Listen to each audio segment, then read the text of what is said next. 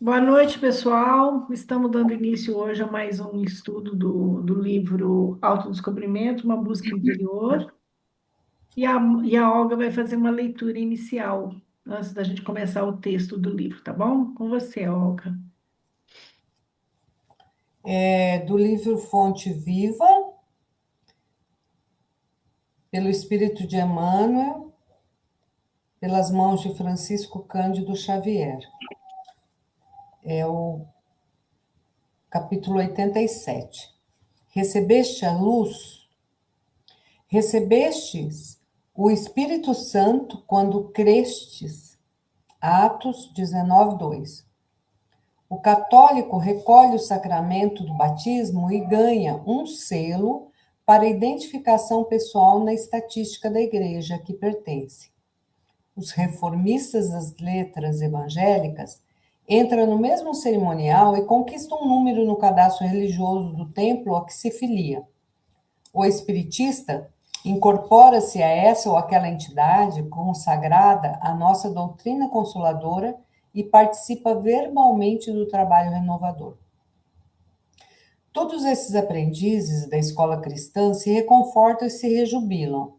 Uns partilham o contentamento da mesa eucarística, que lhes aviva a esperança no céu, outros cantam em conjunto, exaltando a divina bondade, aliciando largo material de estímulo na jornada santificante. Outros ainda se reúnem ao redor da prece ardente, recebem mensagens luminosas e reveladoras de emissários celestiais que lhes consolidam a convicção na imortalidade além. Todas essas posições, contudo, são de proveito, consolação e vantagem. É imperioso reconhecer, porém, que se a semente é auxiliada pela adubação, pela água, pelo sol, e é obrigada a trabalhar dentro de si mesma a fim de produzir, medita, pois, na sublimidade da indagação apostólica. Recebestes o Espírito Santo quando crestes? Vale-te da revelação com que com a fé que te beneficia e santifica o teu caminho, espalhando o bem. Tua vida pode converter-se num manancial de bênçãos para os outros e para a tua alma, se te aplicares em verdades ao Mestre do amor. Lembra-te de que não és tu quem espera pela divina luz. É a divina luz, força do céu, ao teu lado, que permanece esperando por ti. Linda. Que lindo, lindo mesmo.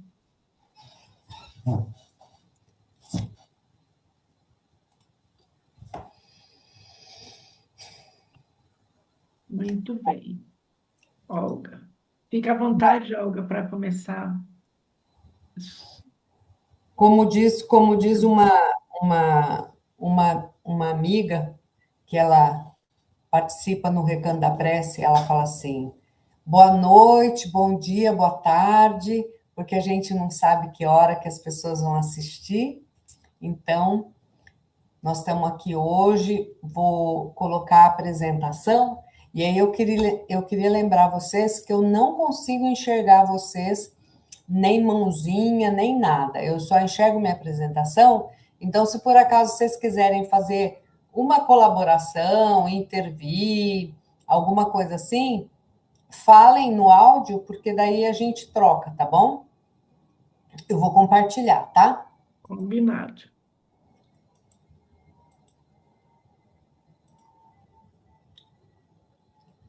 Aparece a apresentação para vocês? A Joana está aparecendo aí?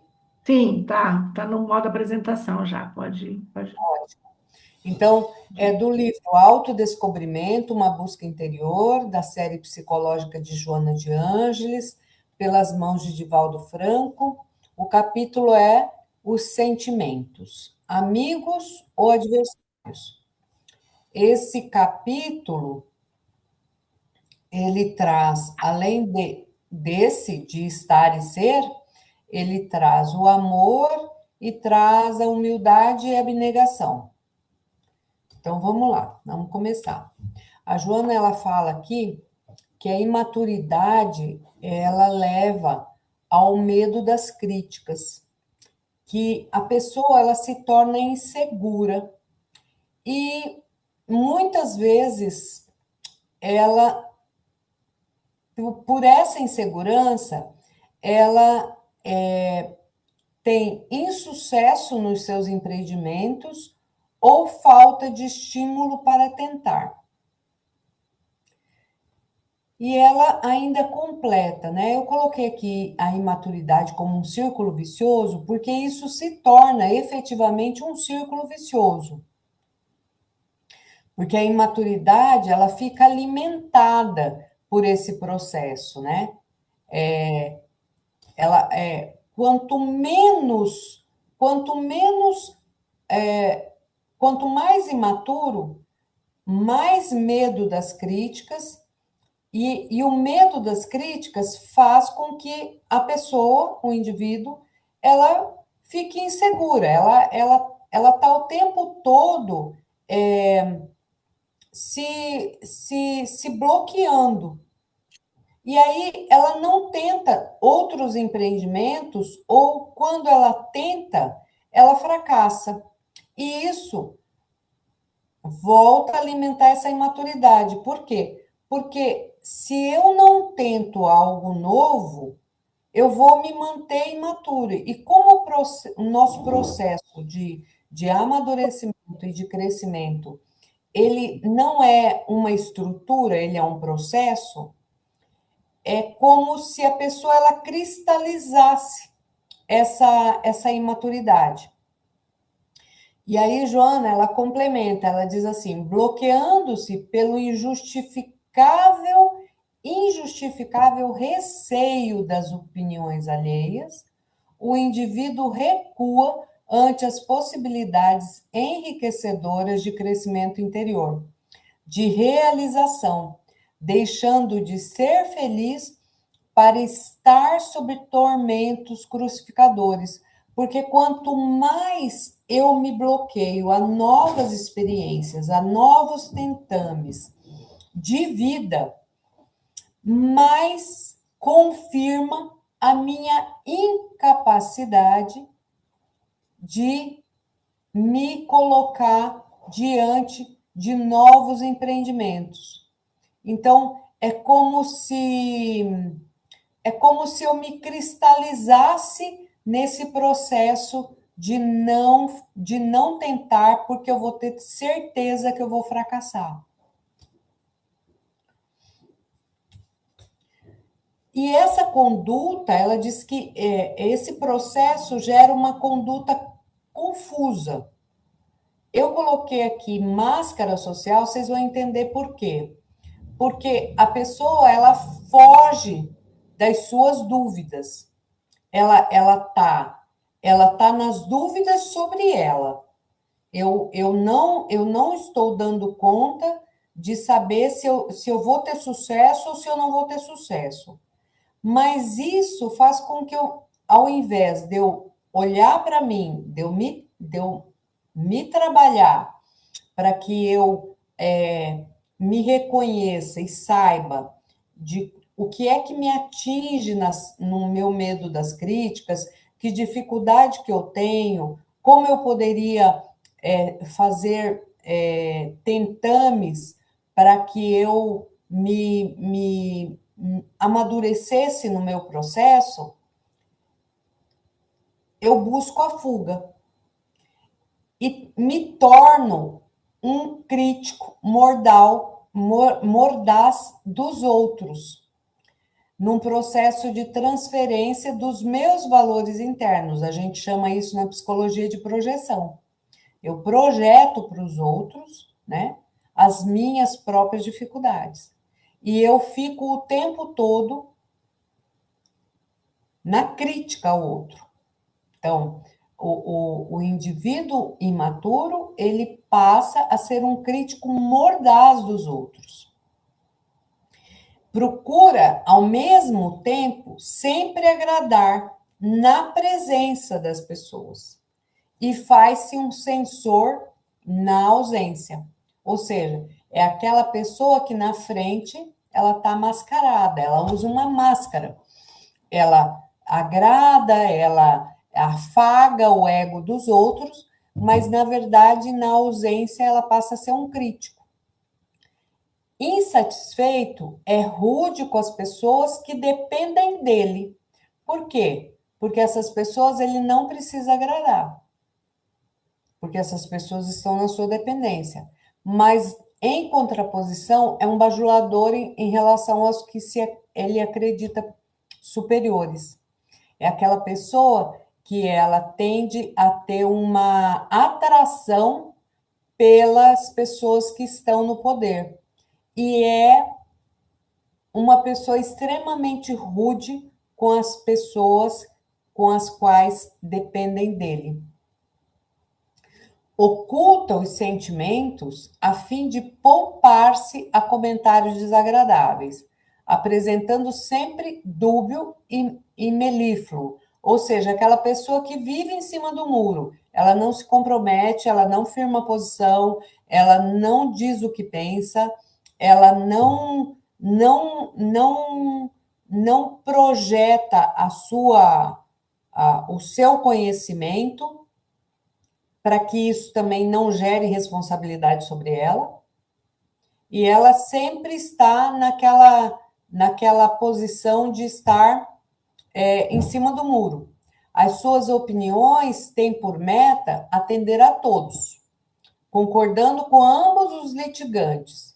Então, assim, em grupos, essa pessoa ela sempre vai dar razão para todo mundo. Inclusive, pelas costas, vai fazer críticas aos outros e até mesmo para aquela pessoa que ela elogia. Parece um diplomata hábil, não fosse os seus temores íntimos. Ou seja, na verdade, essa diplomacia, ela é uma máscara, ela não é verdadeiramente uma diplomacia, né?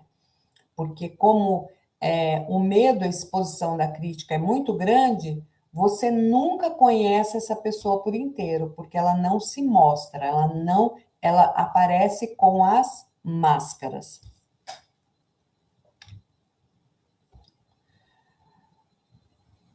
Gosta de opinar em assuntos que desconhece, como uma compensação ao conflito, estando sempre no que parece, evitando assumir o que é. Aquilo que a gente estava falando agora há pouco. Ela sempre está na pendência e na dependência do outro.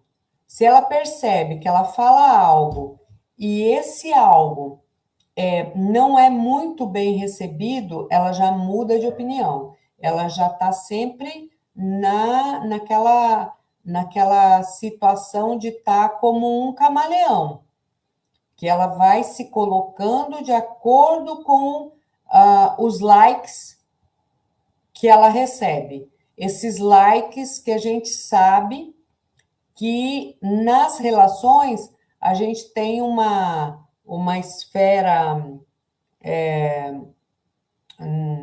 no córtex frontal que é responsável pela própria percepção e pela percepção do outro. Então, quando ela percebe que ela se posiciona de uma maneira e aquela maneira ela é muito bem recebida, ela se alimenta ali e ela passa a se conduzir por isso. Se, por outro lado, ela vai conversar com uma outra pessoa e ela percebe que aquela opinião não é muito bem recebida, ela já muda ali também. Ela já fala, então, eu pensando melhor, isso e aquilo. Então, ela está sempre no que parece, evitando efetivamente assumir a sua posição. Seus sentimentos, que poderiam expressar-se gratificando-se com eles nos confrontos naturais, no êxito, no insucesso, permanecem-lhe como adversários que devem ser escondidos, seja quais forem, a fim de não ser descoberta a sua personalidade. Então, ela está sempre ali camaleônica, ela é uma pessoa camaleônica. Todos os que transitam em experiências humanas durante o seu curso estão, mas não são a soma das mesmas. Ou seja, as nossas experiências, elas são um conjunto de vivências que não necessariamente representam uma soma vamos dizer assim, que nos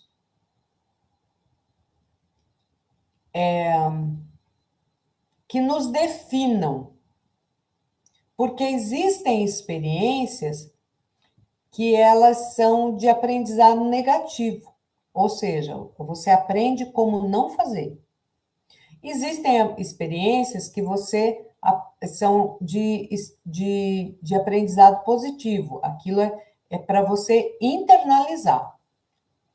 De qualquer forma, a gente internaliza, mas nós somos muito maiores do que as nossas próprias experiências. Não fosse isso, nós seríamos prontos e acabados, porque nós somos seres milenares. Então, vamos dizer, a gente já aprendeu tudo. Vamos dizer que a gente tenha tido, sei lá, 1000 encarnações. Já era para ter aprendido muita coisa. Só que algumas encarnações nossas, a gente passa trabalhando um tipo de aprendizado.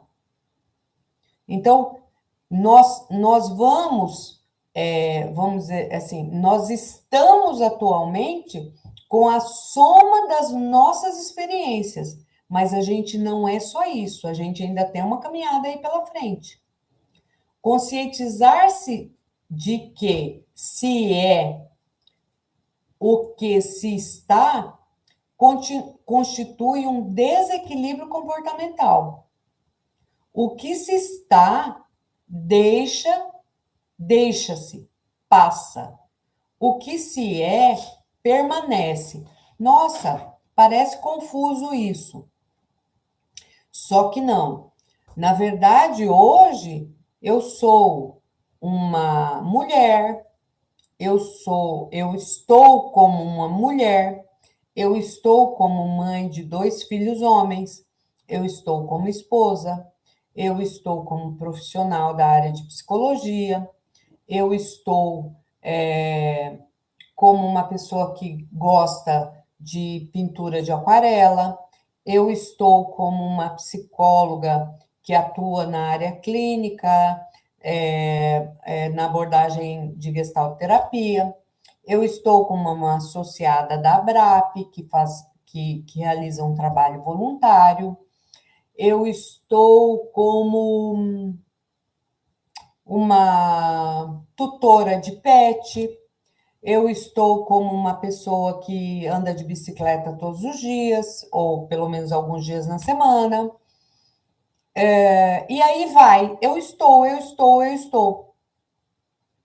Isso vai passar, inclusive nessa própria encarnação, porque pode chegar um momento em que eu não tenha mais, por exemplo, uma disposição para pintar aquarela, que eu prefira pintar, sei lá, tecido, né?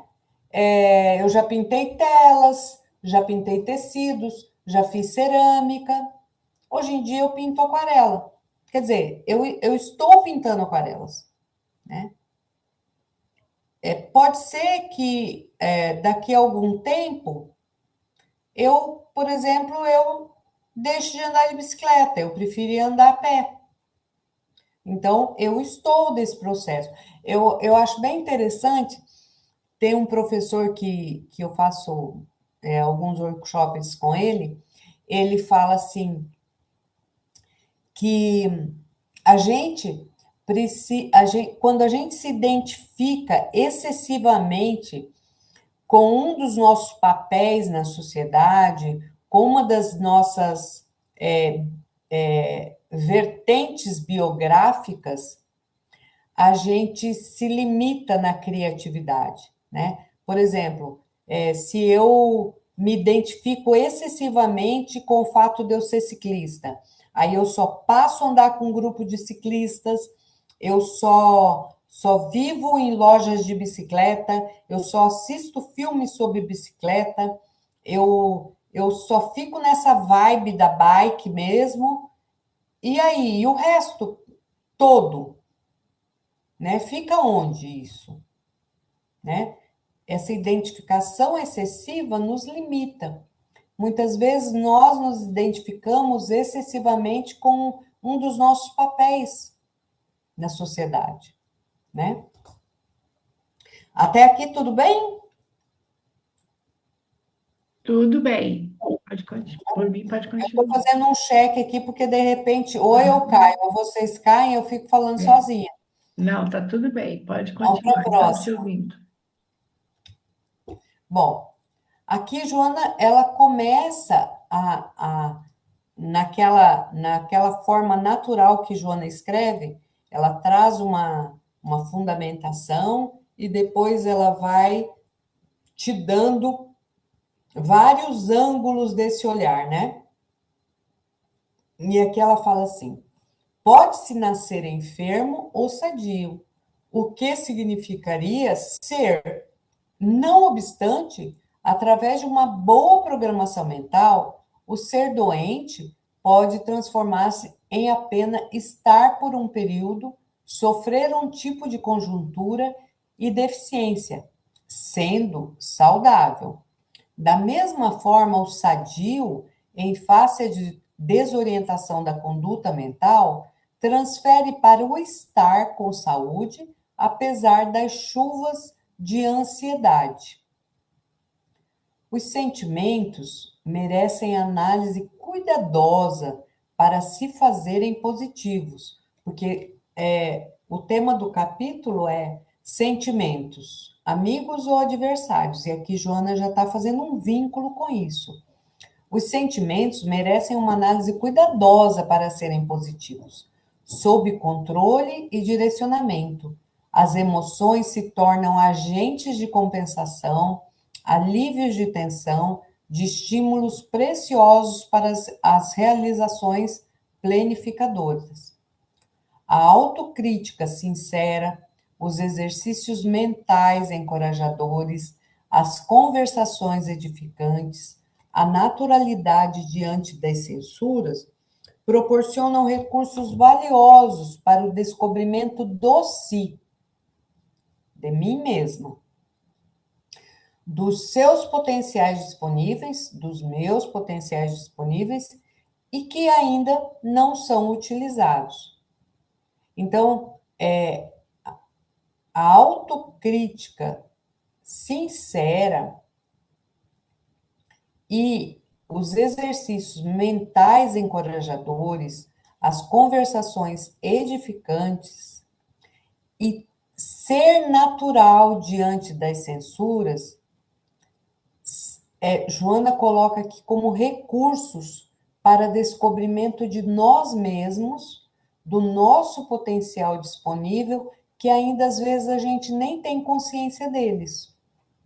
Porque às vezes a gente não tem consciência dos nossos recursos, até a gente se colocar diante de uma situação em que a gente fala: nossa, eu não tinha me dado conta disso. E muitas vezes os nossos potenciais estão em alguns aspectos, inclusive, negativos nossos, que a gente não, que a gente entende que sejam negativos, né? Eu gosto de dar muito exemplo da teimosia. A teimosia, sem uma observação atenta das situações, das conjunturas, ela é uma teimosia, a teimosia, ela é quase que, vamos dizer assim, uma camisa de força, né?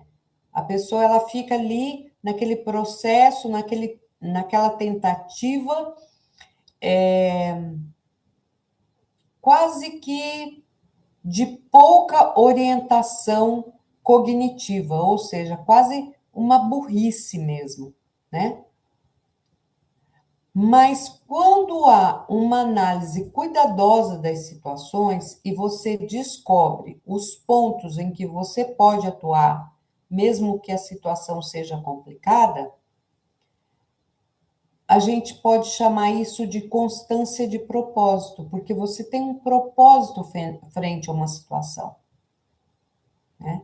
Então, de um lado, nós temos o negativo, que é aquela insistência, aquela teimosia, aquela mente fechada num único caminho, numa única opção, e de um outro lado, nós temos a constância de propósito, que é uma busca de um propósito e que pode levar você por caminhos diferentes, por soluções diferentes, por soluções criativas de uma situação muito complexa. Aqui, Joana, ela coloca assim, ela vai analisar a questão da crítica externa e ela nos chama a atenção para um aspecto, que todos estamos ao exame um dos outros.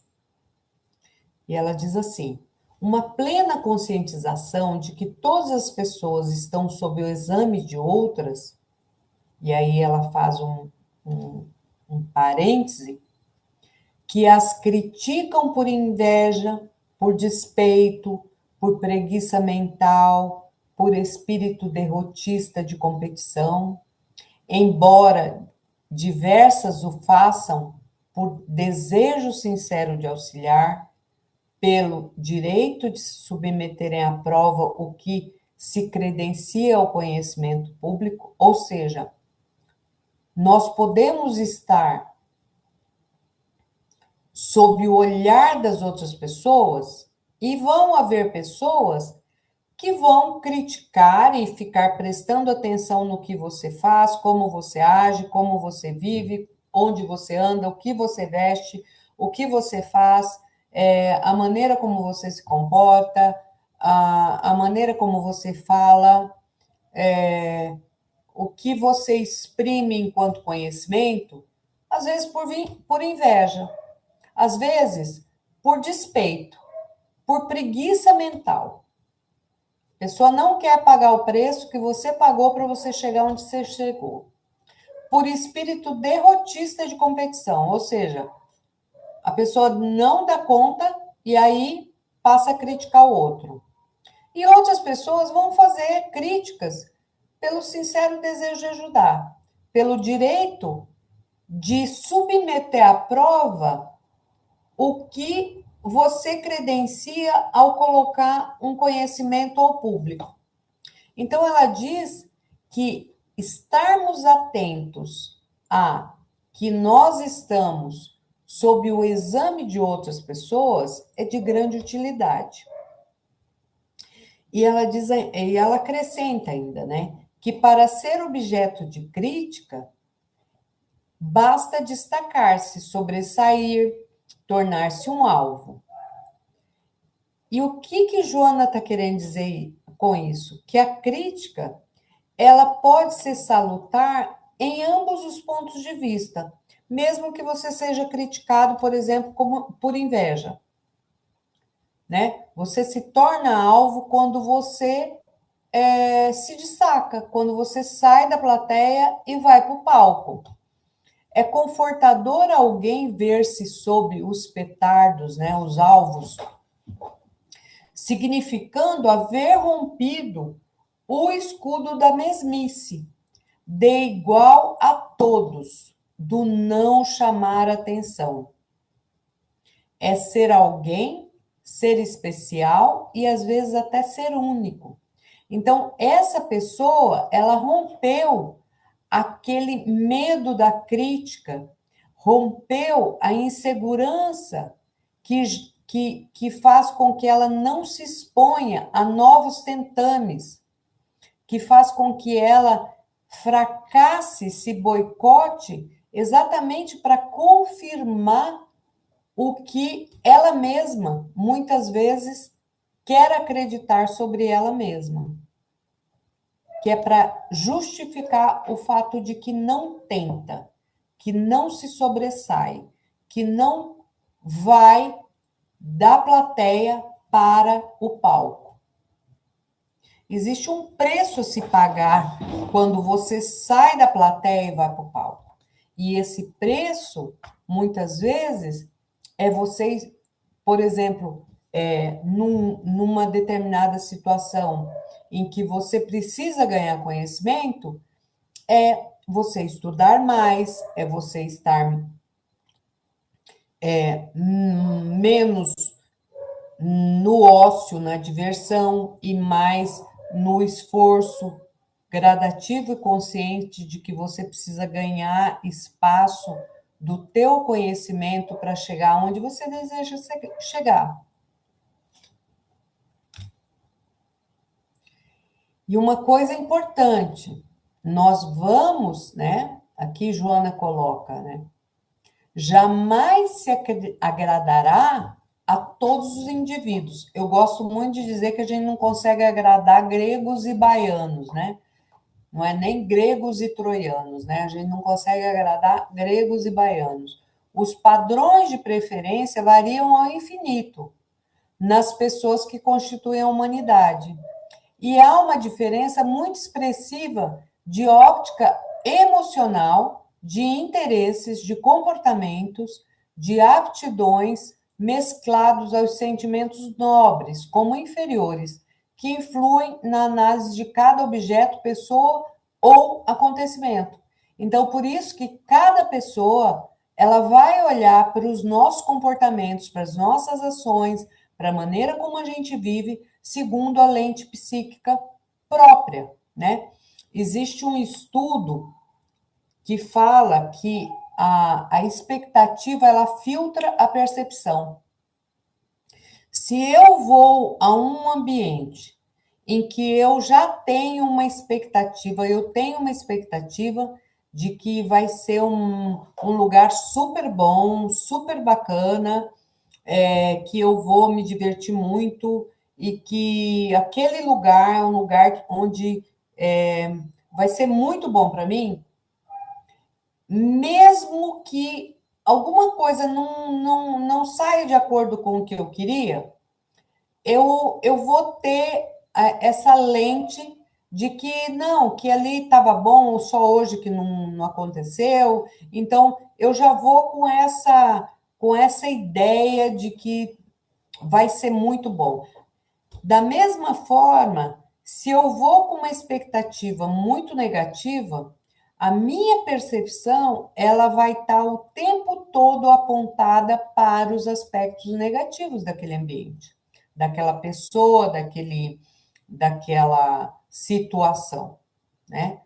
E isso, por exemplo, eu não sei vocês, mas nós temos algumas coisas, por exemplo, assim, se a gente teve uma história muito confirmada de que determinada característica pessoal, determinada forma de ser de alguém gera em nós uma desconfiança, uma trava emocional, uma rejeição mesmo. A gente demora muito a limpar essa lente e olhar para a pessoa como se fosse a primeira vez. Então, é disso aqui que Joana está falando. Na verdade, Joana está falando é que existe não só essa trava, vamos dizer assim, essas crenças que vão se formando ao longo do tempo, mas uma ótica emocional de interesse, de comportamentos, de aptidões que mesclado, mesmo os sentimentos nobres ou inferiores, um dos dois, eles influem na nossa análise do ambiente, do objeto, pessoa, acontecimento. Por quê? Porque a gente vai estar olhando segundo os nossos próprios parâmetros. E a Bíblia até fala, né? O Evangelho até fala, né? Existe uma passagem de Marcos que fala: com a mesma regra que medes, será medidos. Porque no nosso aspecto consciencial, a gente sempre está julgando de acordo com os nossos parâmetros. E a gente sempre se pega num processo de autocrítica naquele sentido, por quê? Porque esses parâmetros é o que a gente aplica os outros. Aplica a si mesmo, a gente olha para alguém fazendo aquilo, a gente se coloca naquele lugar, a gente se projeta ali e a gente julga a partir desse parâmetro. Então, como se está visto, assim também se vê. Como se está analisando, da mesma forma se analisa. Essa diferente gama de observações do comportamento se organiza em um painel de comportamento geral. Ou seja, a gente faz mais ou menos como se fosse um painel de bordo, né? Que tem lá vários medidores de um avião, né? Ou se a gente pode falar assim, de um piano que tem as várias teclas com os vários tons, ali existe um painel. E aqui, Joana, já dá para a gente um início de uma saída, né? Ela diz assim: muito saudavelmente age aquele que está em permanente esforço para ser melhor, para conquistar novos patamares, reunindo os tesouros da autoiluminação. Esse não teme obstáculos, não receia os outros, nem se teme. Renova-se melhorando o grupo social e o mundo onde está, mas que não lhe pertence, não o detém, nem nele para. Isso aqui é muito bonito, muito profundo, né?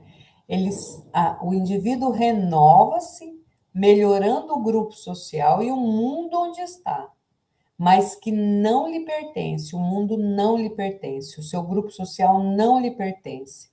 Também nós não devemos nos deter, nem nele parar.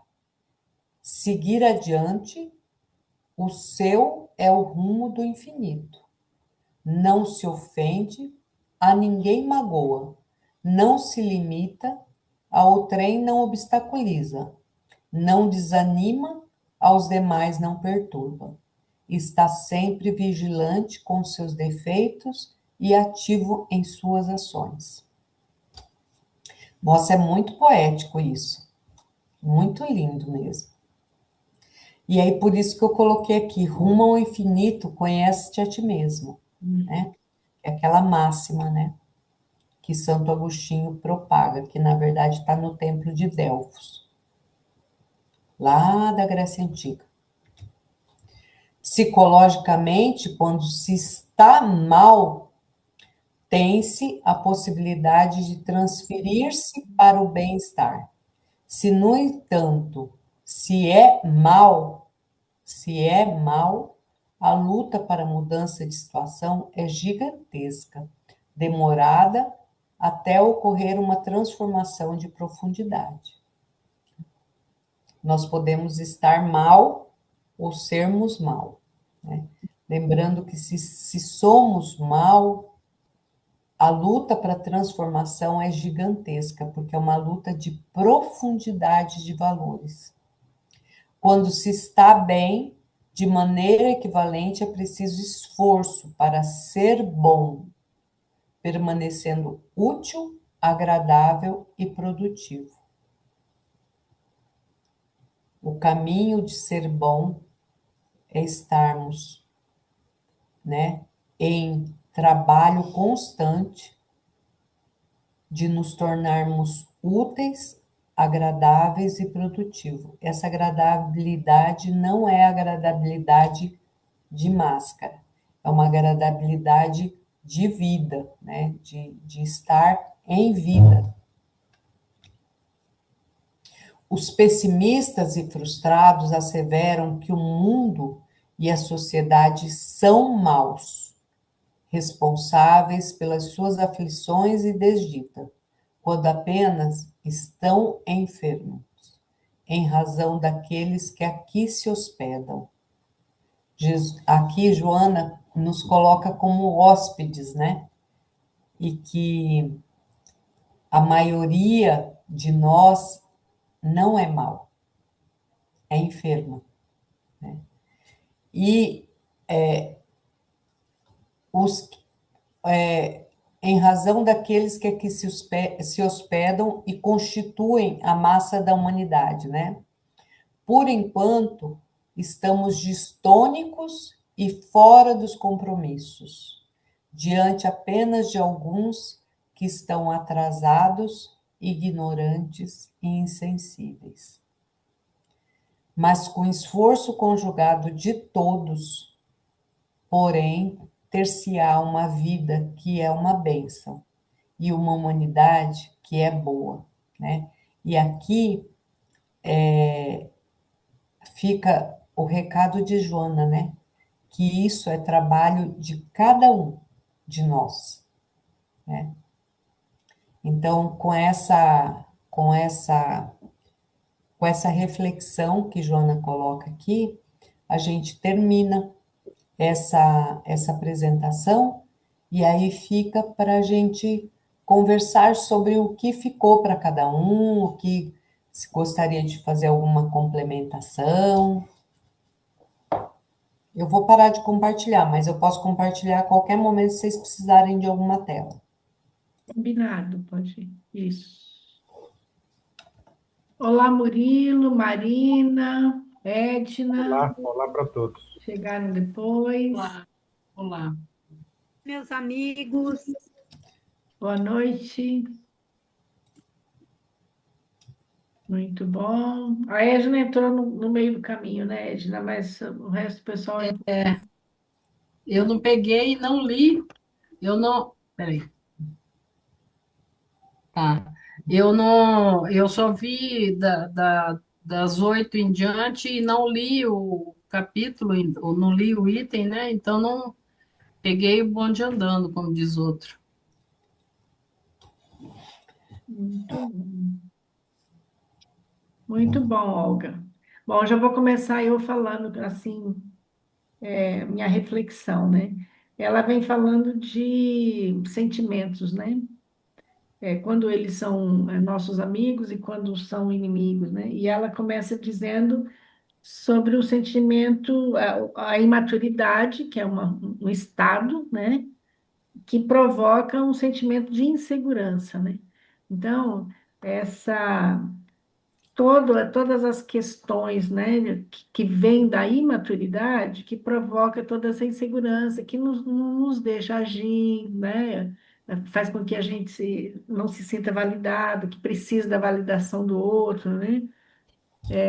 A gente tem, em alguns momentos da vida, a gente passa muito por isso, principalmente adolescente e tal, né? Essa necessidade de validação, que está diretamente ligada a essa imaturidade, né?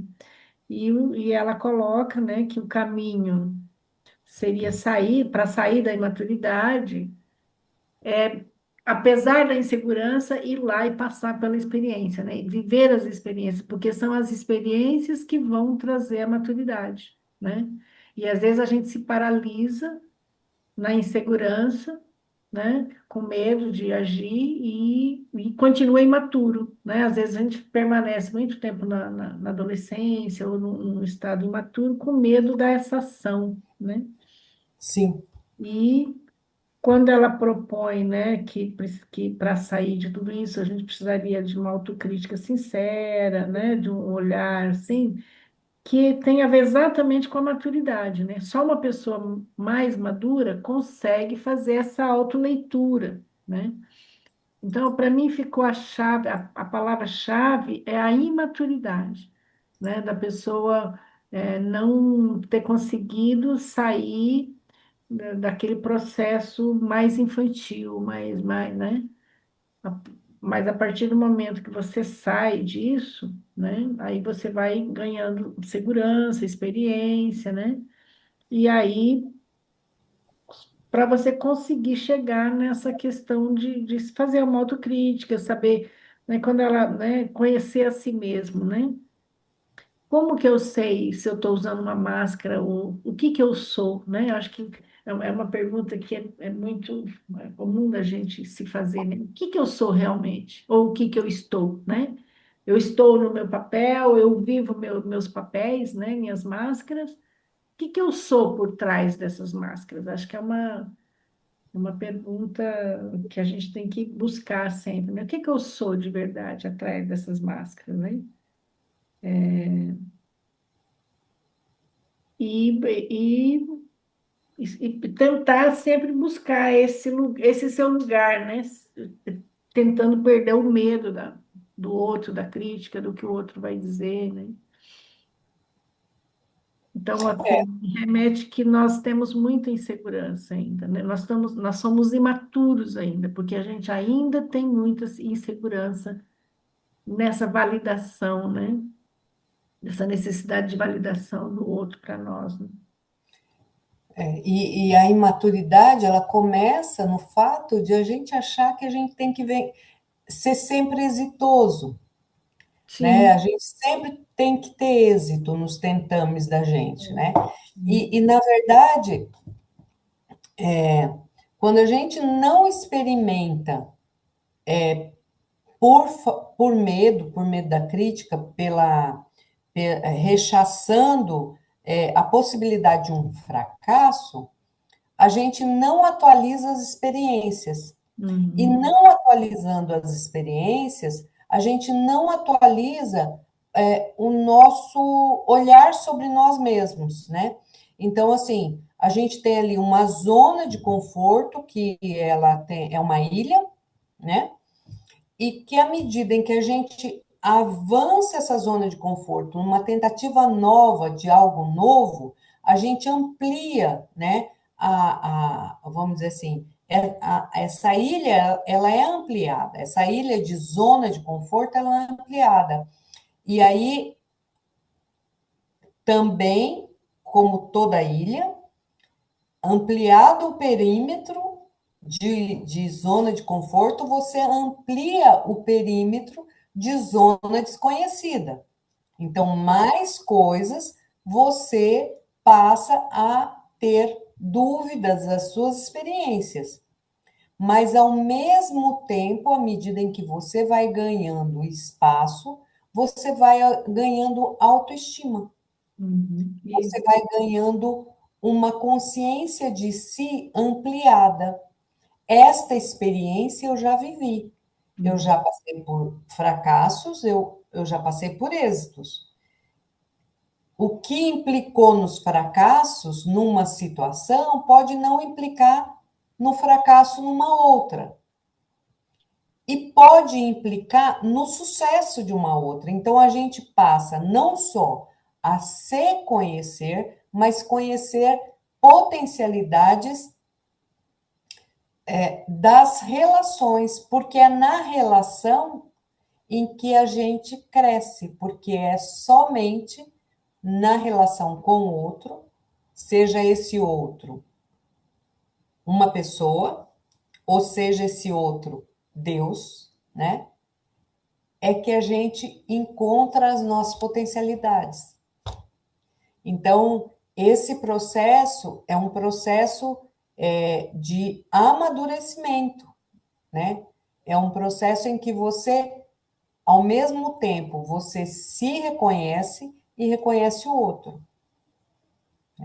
Sabe das suas potencialidades, sabe também das suas vulnerabilidades. E muitas vezes, como eu exemplifiquei na apresentação, a minha vulnerabilidade, em algumas situações, ela pode se apresentar como uma potencialidade. Está aí o nível de equilíbrio e de gradação vamos dizer assim, dessa característica, né?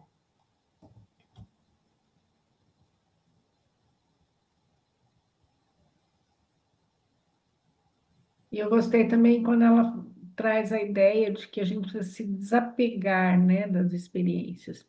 Tá, você viveu aquela experiência, vai para as próximas, vai para novas, né? Não ficar sempre presa na mesma, né? Porque é nas novas experiências que você vai talvez reconhecer, inclusive, o seu potencial que você não sabia, né? Quantas vezes a gente, numa experiência nova, a gente descobre, nossa, eu tenho um potencial que eu nem reconhecia em mim esse potencial. Ou não, ou o oposto, né? Às vezes a gente tem aquele olhar para ver quais, né? Ali tem uma sombra sua, tal, né? Que uma dificuldade que você nem sabia que tinha, mas é nessas experiências, nessas relações que você vai encontrar, né? Essa relação com o outro, como você está falando. Sim. E quando Ainda você... Desculpa, fala, Denise. pode Denilce. falar, pode concluir seu pensamento. E quando a gente se desapega do resultado, se ele vai ser exitoso, porque quem busca o resultado é o ego, né? É a vaidade, é a nossa busca do resultado. Claro que a gente quer ter tentames exitosos, né? Mas quando a gente se apega nisso, aí realmente cristaliza a imaturidade. Porque se eu me cristalizo num resultado, porque o amadurecimento, o crescimento, a evolução espiritual, o desenvolvimento do self, ele é um processo, ele não é uma estrutura. Então, se eu estanco o processo, eu me cristalizo ali. E cristalizada ali, eu tenho que romper com todo os pressupostos que me engessam naquele lugar, que me endurecem ali, que me cristalizam efetivamente, né? E aí, romper com isso, às vezes, é muito doloroso, porque tem que quebrar mesmo, né? E para quebrar, acaba que a gente vê que o conteúdo, às vezes, não se trata nem de ser infantil, porque a própria infância, ela tem uma sabedoria. Se trata mesmo de ser imaturo, né? Desculpa, Denise. Não, não. Só falando dessa questão da imaturidade, eu fiquei pensando aqui o quanto que a imaturidade limita o indivíduo, né? E não permite que ele entenda essa diferença do ser e estar, né? Como ela mesma exemplificou, muitas vezes o indivíduo fica mais no estar de forma, não sei se de forma inconsciente, mas na questão de agradar, né? Eu estou aqui porque aqui eu sou aprovado, eu estou agradando. E essa situação de estar ali, de deixar de ser, de se colocar diante das suas opiniões aliás, de acordo com as suas opiniões, impede esse amadurecimento, né? Porque é no embate, nesse ir e vir, nesse exercício de errar e acertar, de colocar as opiniões e estar aprovado ou não, é que acontece esse amadurecimento. E aí vocês falando, e eu fiquei pensando, como que essa questão do amadurecimento influencia mesmo, né, na ação verdadeira, digamos, né, do ser, não do estar. Na autenticidade, né, de quem se é. Isso. Como eu efetivamente me mostro aos demais, né? As minhas posições, o meu comportamento, a maneira como eu me exponho, né? Sem medo, né, de estar certo ou errado, ser autêntico mesmo. Ou assim, veja, esta pessoa sou eu, né? Estamos, como diz o Murilo, como é? Estamos em reforma para melhor atendê-los, como é que é? É isso, Murilo? né? Nós estamos em processo para melhor atendê-los. Na verdade, para melhor me atender primeiro, né? E depois o atendimento aos demais. É isso. Ai, obrigada, Denilson. Hoje o atendente, né? O atendente, onde eu loco as salas para fazer atendimento, ele falou assim: doutor, esse tarde processo, se eu pegar ele, se eu pegar ele, você vai ver o que vai acontecer com ele. Mas é um processo, né? É um processo. Olha, eu peguei já com 9 minutos, né? E é interessante, assim, eu me vi, né? Foi muito legal naquela descrição inicial, aonde aquele ser, ele... E foi muito difícil isso, hein? Essa foi uma das grandes conquistas, foi uma das melhores sombras que eu vi. Eu já falei sobre isso, né? E que você comentou muito bem. Às vezes, nós não pagamos o preço para chegar naquele lugar onde a gente quer chegar. E a gente olha para o outro, admira o outro, respeita o outro, mas tem o quê? Uma inveja. Uma inveja. Nossa, doeu muito, mas foi libertador, porque aquilo estava realmente endurecendo o que você trouxe, né? As relações. E aí eu trago a relação no modelo junguiano, né? A relação do self, do meu eu profundo, com esse ser desejante, que é o ego, que tinha inveja, que tinha tudo. E aí não permite que você consiga olhar que o cenário, você responde os seus fundos de vividos, que estão guardados dentro do inconsciente.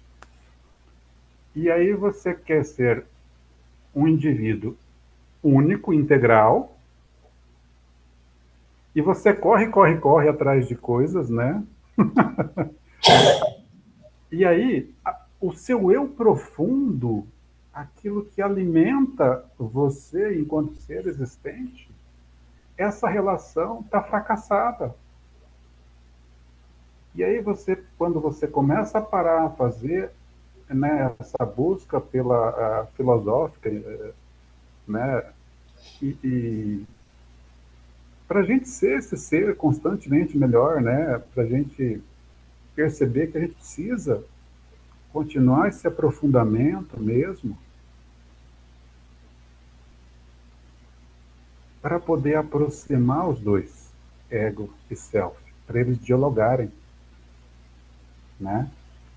Você aceitar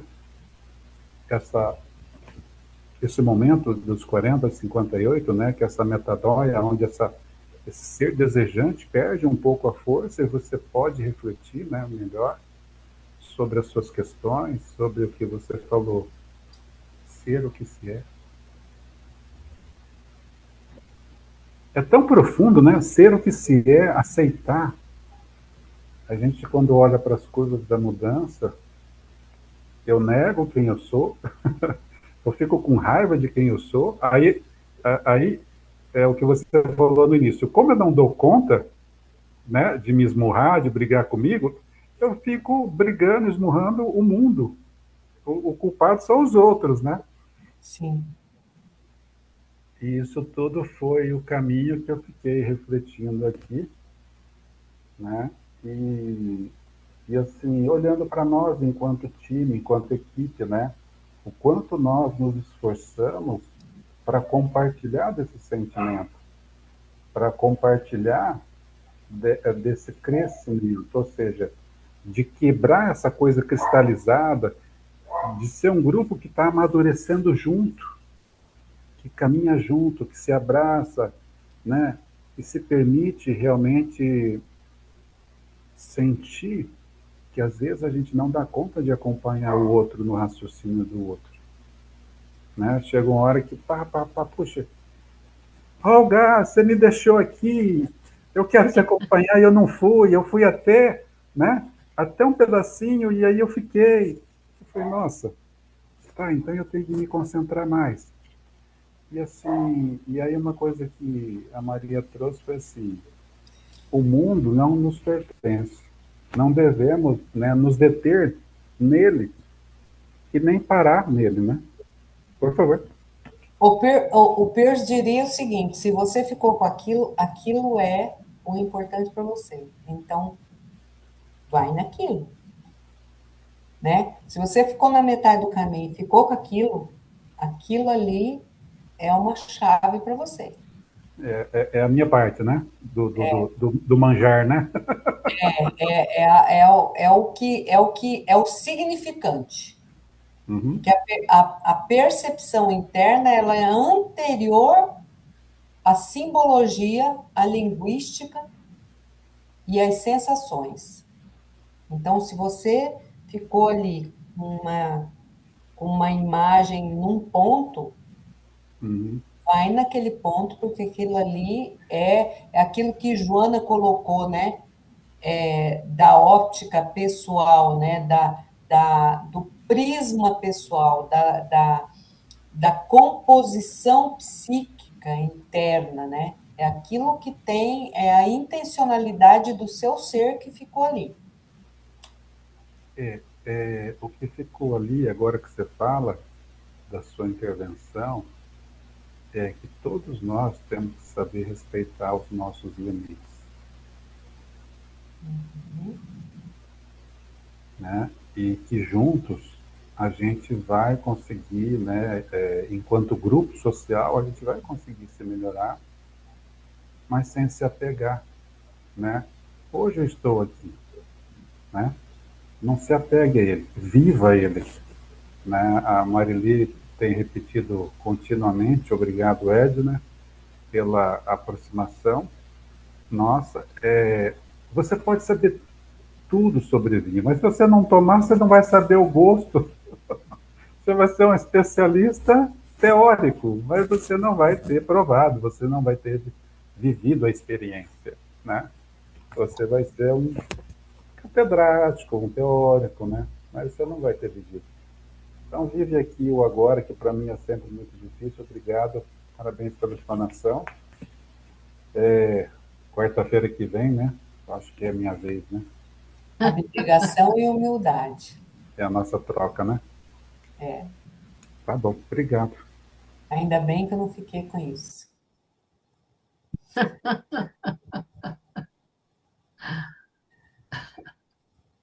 Com esse tema. Ô Murilo, é a coragem de tomar o vinho, né? Que às vezes a gente prefere ficar, não, vou entender o que é o vinho. E aí, Porque vai que a a coragem de experiência não é tomar tão o boa, vinho, experimentar, né? Fica vai bem. que não é tão boa. A fantasia é sempre melhor do que a experiência. E aí é tudo que você falou. E aí a gente não viveu, a gente não se permitiu aprender, né? Experienciar, voltar lá e refazer de novo. Uma coisa que tudo tem uma graduação, né, nesse aprendizado. Porque, por exemplo, para mim é extremamente difícil o final da palestra. Não é fazer a palestra, não é construir a palestra, planejar a palestra e executar ela. Para mim, o difícil é o final. Por quê? Imaturidade. Eu tenho dificuldade de lidar com a frustração. Porque eu me apego no. Quem que falou do êxito? Olga, né, Olga? Eu me Olga, apego no êxito. E aí eu tenho dificuldade de viver. temos. Todos temos um pouquinho. Faz uns anos que eu que aconteceu comigo, assim, tipo, caiu uma ficha. Tão antigo isso, né? Caiu uma ficha, mas eu sou antiga, né? É assim, faça o que tem que fazer, o resultado não te pertence. Aquilo entrou assim comigo, entrou, sabe como quando entra? Olha, foi libertador para mim, sabe? Faz uns anos, não faz muitos anos, não, mas faz uns anos que isso aconteceu, sabe? O resultado não te pertence, não te pertence. É libertador, libertador. Você falou agora do final da palestra, eu lembrei de falar isso, Murilo. É que a gente vincula muito o resultado aos likes, né? Aos elogios, aos cumprimentos, às parabenizações. E aí, enquanto a gente fica olhando o que os outros dizem para a gente sobre algo, isso é oscilante, porque se de repente você pega um dia em que o grupo está mais down, se o grupo está mais tranquilo, ou se o grupo está mais distraído, e acaba que não vem isso, você sai frustradíssimo. Agora, se você sabe o que você recebeu com aquilo, o que veio para você, o que você sentiu, o Murilo estava falando. E aí eu tive uma epifania aqui, né? Eu vou parar de falar que eu quero ser uma pessoa melhor. Eu vou começar a internalizar em mim que eu quero ser. Ponto. Porque já é um caminho árduo ser. Ser melhor implica em que você já seja.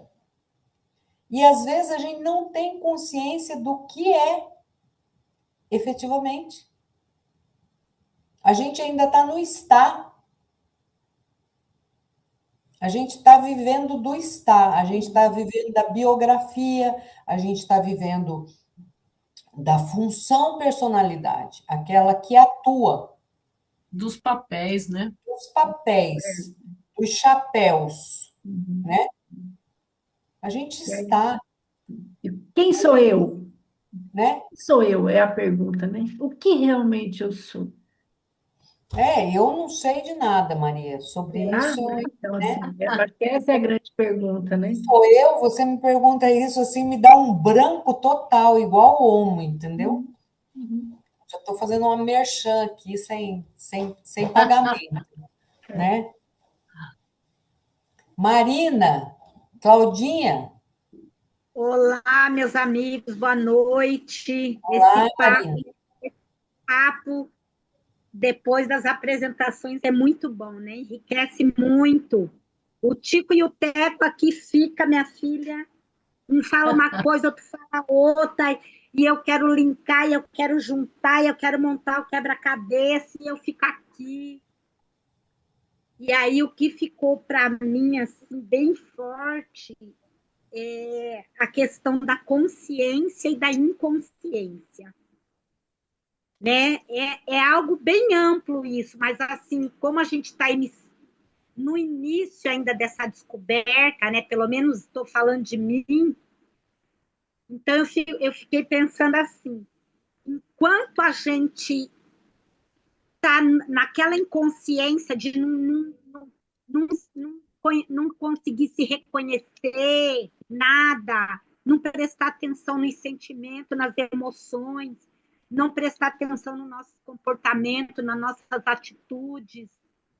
A gente vai assim dando cabeçada, né? A gente vai vivendo é, sem, sem refletir nas consequências, sem medir o que a gente causa nos outros, o que a gente afeta a vida dos outros, o que a gente complica a vida dos outros e a gente complica a nossa também, né? Então a gente está naquela inconsciência. Você vai vivendo, vai se debatendo, vai levantando, vai caindo, vai chorando, vai choramingando, vai reclamando. Daqui a pouco você tá fazendo alguma coisa de novo. Quando essa dita cuja da consciência vai nos visitando, que a gente começa a, né, já ficar com a orelha meio em pé, já começa a prestar um pouquinho mais de atenção, já começa a ver que aquilo que você faz, ou aquilo que você diz já não é tão coerente, não é tão conveniente, não é tão agradável, muitas vezes é desagradável, muitas vezes é antiético, muitas vezes é tanta coisa. Aí, quando é como a dona Edna, a nossa querida Edna, né? Diz aí, quando a ficha começa a cair, Ave Maria do céu, viu? Aí começa a vir o drama, né? Quando a gente começa a reconhecer, se reconhecer nos nossos tropeços, nas nossas quedas, nas nossas ilusões, nas nossas fantasias, no nosso desejo de querer ser feliz a qualquer preço, não importa quem que você vai passar por cima. Quando a gente começa a ver essas coisas, gente, é o momento, acho que, mais libertador da vida de uma pessoa. Porque é ali o começo que a gente vai buscar realmente essa transformação, que a gente vê, consegue enxergar o quanto equivocado que a gente estava. E o quanto de mal que não só a gente praticou para fora, mas para dentro de nós também. Porque a gente também se machuca também. A gente se afeta muito, a gente causa muita dor com essas inconsequências nossas, da nossa inconsciência. E depois a gente fica com dor, né? Fica dolorido, fica se sentindo mal, fica se sentindo culpado, fica se sentindo inconveniente, fica se sentindo tanta coisa estranha, esquisita, ruim. E até você passar por esse processo e depois você poder se auto-perdoar, você se conscientizar que você só estava fazendo aquilo porque você era o que você sabia, era o que você tinha, era o que você dava conta. Você só fez daquele jeito porque é daquele jeito que você sabia. Você não sabia de outro jeito. Se você soubesse, você faria de outro. E eu acho que é isso que é libertador. A gente conseguir se perdoar pelos nossos equívocos, pelos nossos processos que nos trouxeram até aqui, porque se nós não tivéssemos passado por diversas coisas, hoje nós não estaríamos aqui nesse diálogo refletindo Joana. Nós só estamos aqui porque cada um passou os seus processos e cada um buscou uma conscientização, como ela diz, uma lucidez, né? Buscar uma clareza, buscar como ela fala aqui, uma autocrítica, então olhar de verdade, né? Autocrítica verdadeira, exercícios mentais de encorajamento, conversações edificantes que nós vamos fazendo aqui, para que a gente possa, então, maturar todo esse processo, todo esse para que essa experiência também elas fiquem confortáveis dentro da gente, no sentido foi o melhor que eu pude fazer. Hoje eu tenho uma visão um pouquinho mais ampliada, eu consigo fazer umas coisas diferentes já. Eu já procuro me policiar, por exemplo, eu procuro não errar nas mesmas coisas, vamos errar coisas diferentes, como ela diz, né? Vamos fazer tentativa diferente para a gente poder se aprimorar, né? Ter outras experiências. E não tem outro método, né? É na experiência que a gente vai ver se o resultado foi bom ou não. E quando a gente vê um resultado não tão bom, mas ficou uma experiência registrada ali, para uma forma da gente não voltar a fazer da mesma forma, porque a gente já reconheceu que não foi tão bom, porque deve ter doído, deve ter nos frustrado também, porque a gente estava querendo acertar e errou o alvo, né? Eu acho que é isso, meus amigos, que ficou para mim hoje. Uhum,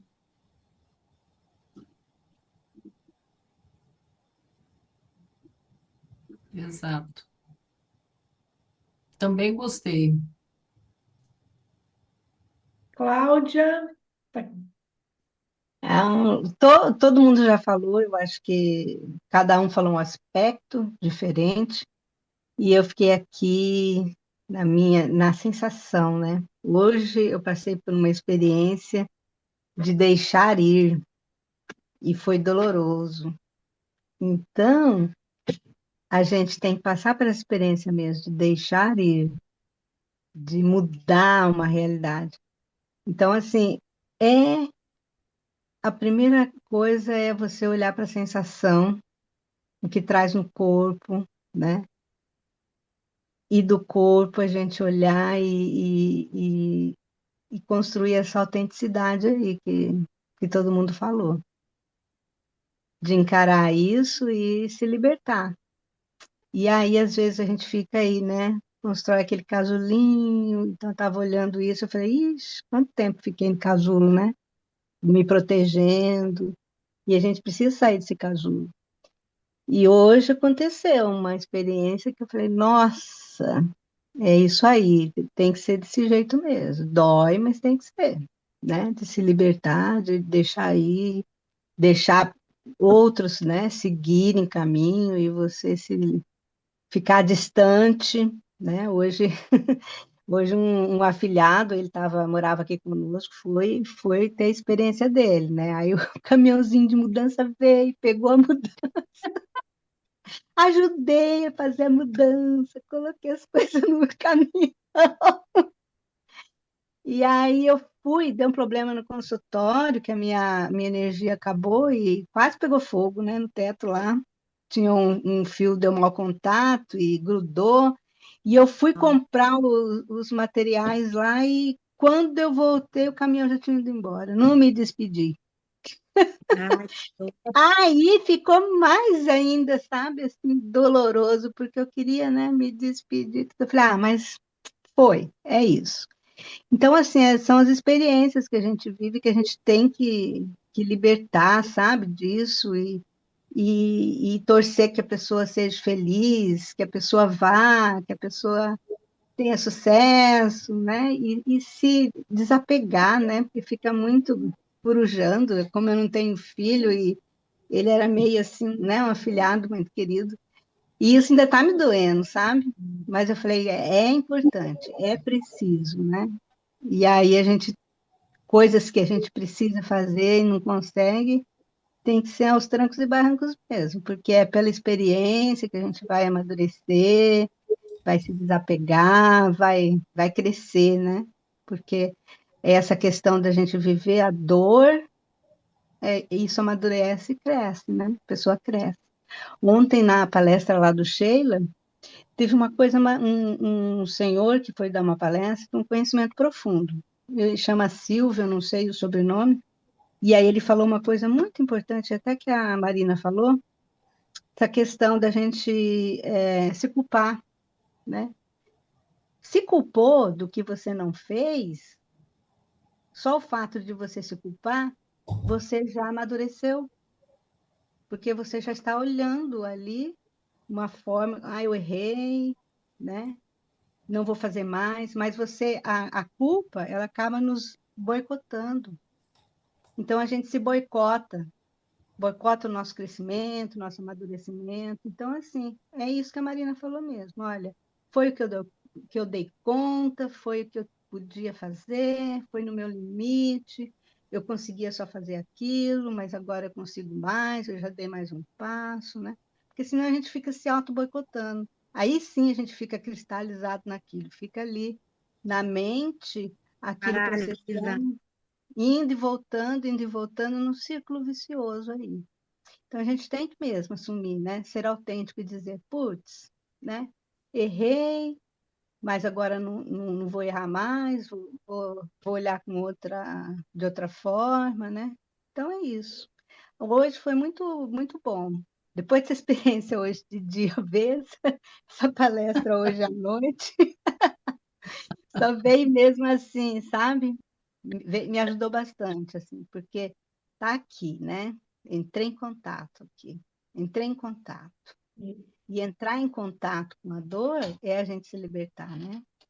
É. Então, eu queria deixar esse registro aí. Tá Eu bom, meus também queridos? levei meu filho para morar fora. Foi uma experiência também de deixar ir, né? De liberar ele para a própria experiência dele, de confiar na vida, de confiar em Deus, né? Porque eu, na minha onipotência de mãe, eu achava que perto de mim ele estaria, né? E aí, quando você libera teu filho para seguir a vida dele, a tua relação com Deus muda, né? Eu passei, eu passei a ser uma pessoa, eu passei a ser uma mãe suplicante, né? Eu passei a estar numa relação com Deus, na relação como ela deve ser mesmo, né? E a ideia, né, de você liberar o teu filho para a experiência pessoal, confiar nas potencialidades que ele tem, nas potencialidades que você ajudou a desenvolver, no legado que você ofereceu a ele em forma de valores, exemplos, convivência, comportamento, de tudo, e você confiar nisso, né? Que ele vai fazer a travessia dele com essa bagagem, né? E que vai adquirir outra bagagem, que vai colocar essa bagagem em xeque, né? Em exame, né? E vai colocar essa bagagem de valores, de exemplo, ao exame dos outros, como Joana nos coloca aqui, né? E que vai se submeter à censura, e que vai se submeter à crítica, e que vai entrar em contato com com a sua própria imaturidade, e você vai estar nesse processo envolvido por meio do legado que você ofereceu, é um conjunto, né? É um mundo, na verdade, né? Então, eu estou nessa fase agora, eu estou nessa fase de de confiar, de ter fé, de mentalizar a direção, de me mentalizar nesse processo de liberação, né? De Liberar não, sem saber o resultado, né? Sem ter de certeza. não me apegar à culpa de não ter feito mais nem ter feito menos, mas saber que eu fiz o meu melhor, aquilo que a Marina colocou, dentro do que eu dava conta, e que a culpa, na verdade, ela deve ser um compartimento onde você olha e coloca algo sobre exame. E a partir desse algo que você coloca sobre exame, você pode tomar novas resoluções para novas experiências. Aquela já está definida. Você pode olhar para as próximas experiências. Né? Então, é muito bom, ao mesmo tempo que dá dor mesmo. Eu tenho uma frase que eu tenho usado ultimamente que é assim: tá doendo? Vai com dor mesmo. Porque essa coisa da gente se paralisar pela dor, né? Ah, tá doendo, então não vou fazer porque eu tô sofrendo, né? Isso causa sofrimento. Não causa, mas vai com a dor mesmo. Tá com medo? Vai com medo mesmo. Faz parte, né? É nossa, né? Não A dá para a gente gente esperar o medo acabar para poder a gente ir. Não dá para esperar a dor acabar para a gente resolver, né? É com esses sentimentos mesmo que a gente vai, né? O que a gente não pode é paralisar, né? E isso vale para A quase tudo na vida. cristalização é ruim. A gente, às vezes, não, a gente espera momentos perfeitos para fazer visita, momentos perfeitos para estar junto com as pessoas, momentos perfeitos em que a gente vai poder viajar e não sei o quê. E os momentos perfeitos não existem. Na Você vai, verdade, são só desculpas para a gente não fazer, né? é A isso mesmo. gente tem muita justificativa e muita desculpa para não fazer, né? Para não É, sair do que é cômodo, né? Ali conhecido, né? Mas é isso. Precisamos ter um espírito mais aventureiros, né? De ir se jogar, e vamos ver, confiar na vida, né? sim. Foi o Senão que a eu gente não fiz. deixa de ser imaturo. Eu passei por essa experiência, foi o que eu fiz. E você também com a sua filha, né? A sua É, filha também. aham, é. Olha, a faixa de aventureira agora é da Edna, Da por enquanto. Edna. Pode pôr uma de ouro, sim. Desapego, Eu né? falei para minha filha falou, né, mamãe, deve ser duro, né? Porque você deixou sua casa, tem coisa sua e tal. Falei, minha filha, eu tô mais para ir do que para ficar, né? E eu preciso trabalhar o desapego. E essa experiência é isso que eu estou trabalhando, sabe? É o desapego mesmo, né? Desapego material, desapego afetivo, sabe? Esse é o trabalho que eu estou fazendo, muito mesmo, sabe? Mas e não é libertador, Edna? O que, que é É, a sua ele experiência? não é sem sofrimento, né? Não Porque é a gente sofrimento. sente Aham. dor, sim, né? Mas não pelo material, não, Uhum. né? Mais pelo afeto, né? Esse era o meu medo, né? Eu nunca tive, assim, medo de coisa material, por exemplo, eu desencarnar e ficar pensando em coisa material. Esse nunca foi meu medo, né? Eu não vou dizer que eu não vou fazer, mas assim, não é um objeto meu de preocupação. É Uhum. de afeto, sim, dos afetos, sim. Então, assim, essa está sendo uma experiência legal para trabalhar essa questão do desapego, sabe? Não é simples, não. A Olga está passando por isso, você está passando por isso Uhum. também, Maria, Uhum. né? Não é simples, não. É. A Cláudia agora acabou de falar Acabou de disso. passar. É, Não. então, assim, nós estamos passando por isso, É. né? Uhum. Mas o amor que faz a ligação, né? A É presença não verdade. necessariamente. O importante é que o amor vai fazer a ligação. É Não verdade. importa onde, né? Não Você importa. falou uma coisa Não bem, existe bem legal. uma perda, né, da pessoa. É, O amor permanece. Não importa se está aqui, se está exato, em outro plano, se está em outra cidade. Não vai ter a exato. presença física ali, né? O abraço, o aconchego, que também a gente é bom demais, né? Mas hoje a gente, a não ser quando está desencarnado, porque a gente não conseguiu comunicação, porque segundo o Chico Não ainda tem, vai ter. não tem o WhatsApp ainda lá. Exato. Não tem, mas assim, hoje tem o vídeo WhatsApp, né, para encarnados. Então, assim, a gente também mata a saudade com isso, né? Sim. É verdade.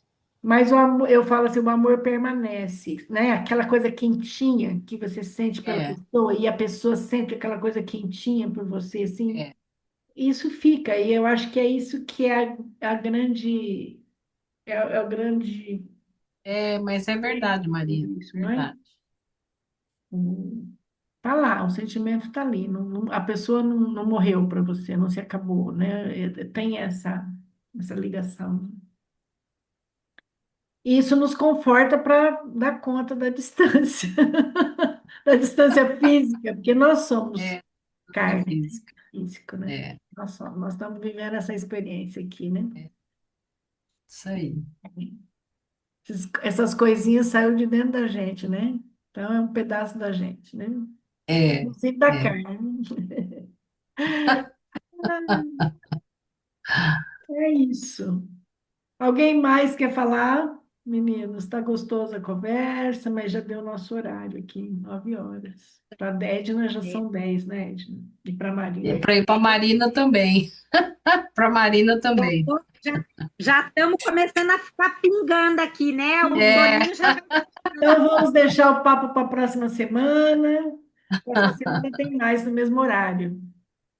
tá bom. Gratidão a todos, gratidão, Olga, principalmente pela aula e gratidão pela presença de Gratidão, todos, né? obrigado, Até a obrigado por próxima essa semana. troca.